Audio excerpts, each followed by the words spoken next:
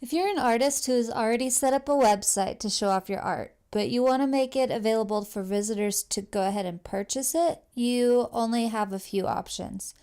The first is to upgrade your website to a store, and this is usually the preferred way to do it. It's easier to set up and it has lots of features that are already built in. But let's say you aren't quite ready to make that leap for whatever reason. In that case, you might want to try starting off with adding PayPal buttons to the bottom of each of your product pages, or the page that shows off your piece and tells all the details about it. So here is how we're going to do that. First, you're going to want to set up a business account with PayPal. There's going to be a link below this video that should bring you right to the page you need, and it's going to look something like this. Just going to click Get Started. That shouldn't take you more than a few minutes. When you're done, you will log in. Go to Tools, All Tools, which will bring you to this page. You're going to scroll down to PayPal buttons. You want to use the Buy Now button.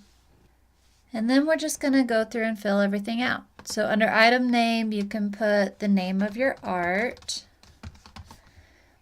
And it's a good idea to have an item ID just to keep track in the next step. So let's go ahead and start with 101. And we'll say it is $300. Here you can make some different options like a drop-down menu with price and option. For example, you offer it framed or not framed. So that might be something you would do there. And then for shipping, go ahead and enter how much it will cost to ship that piece. And tax rate, I am not actually able to give you advice on the tax rate because every city, state, county, country is so different. So I put a couple of resources below the video you can use to get started figuring that out for yourself, but you're going to want to enter that if you need it. Then step 2, we are going to go ahead and click Track Inventory. It'll add in your painting item ID. If it's original, we're going to say we only have 1 in stock. If it was a print, you could say I have 10 in stock. And then once it's sold out, do you want the customers to be able to buy the item still? I would say normally no. If you can get more prints made quickly, maybe you want to click yes.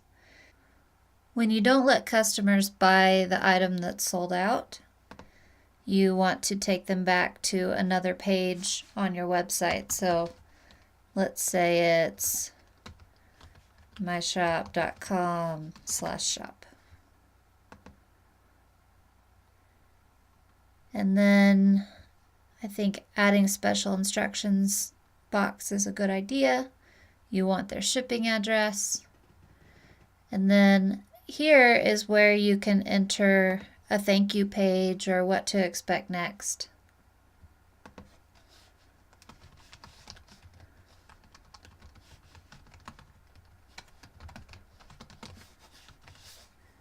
And then you can click Create Button. Here you're going to copy the code and go ahead and select the code, copy, and we're going to go log into our website. I'm going to show you on Squarespace.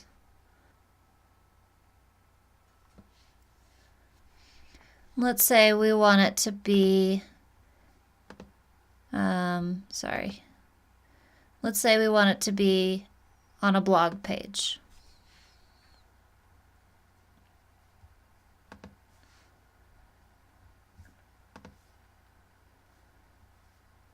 So here we're going to add a block and enter a code block